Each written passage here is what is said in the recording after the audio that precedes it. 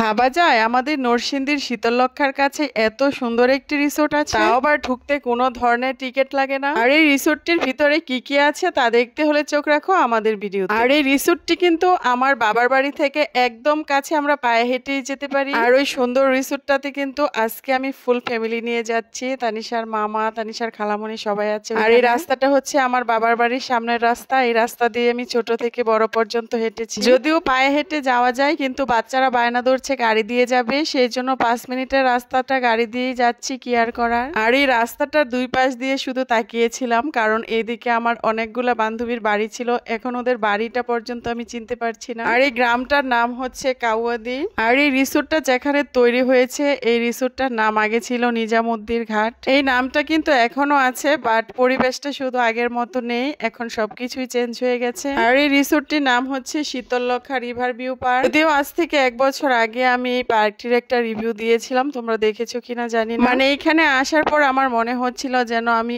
অনেক বড় কোনো সমুদ্র সৈকতে চলে এসেছি, কারণ এত বেশি বাতাস ছিল। আর ওয়েদারটাও কিন্তু অনেক সুন্দর ছিল, মেঘলা আকাশ ছিল, কিছুটা অন্ধকার অন্ধকার। আর ওদের দেখা দেখি তো আমারও মন চাচ্ছিল দোলনায় বসে ধুল খেতে। আসলে মাঝে মাঝে সবারই মন চায় শৈশবে ফিরে যায়, কিন্তু সেটা তো আর সম্ভব না। এদিকে তানিশার মামা আমাদের ব্যাগ নিয়ে হাঁটছে, কারণ আমরা তো সবাই ভিডিও ব্লগ নিয়ে অনেক বেশি ব্যস্ত। আমরা তো 2 বোন 1 ভাই, আর ভাইটা হচ্ছে আমাদের সবার আদরের চোখের মনি। আর আমরা 3 ভাই বোন মিলে আমরা সবাই মিলে অনেক বেশি মজা করেছি, কারণ নদীর পার এত বেশি বাতাস ছিল, কি আর বলবো। ওয়েদারটা জাস্ট ওয়াও ছিল, অনেক মজা হয়েছে আমাদের সবার ওইখানে গিয়ে। আমাদের গ্রামে যে এত সুন্দর একটি পার্ক তৈরি হবে সেটা তো আমরা কখনোই ভাবতে পারিনি। এখন তো মন খারাপ থাকলে যে কোনো সময় বাচ্চাদেরকে নিয়ে চলে আসতে পারবো। আর এই যে দেখো তাসফিক আবিদ কত মজা করে খেলছে রাইড গুলাতে, আর প্রতিটি রাইডে উঠতে কিন্তু মাত্র 50 টাকা টিকিট। আর এইখানে কেবল 3টা রাইডে উঠতেই টাকা লাগে, একটা হচ্ছে জাম্পিং রাইড, ট্রেন, আর একটা হচ্ছে নৌকা। টিকিটের মূল্যটা খুবই কম,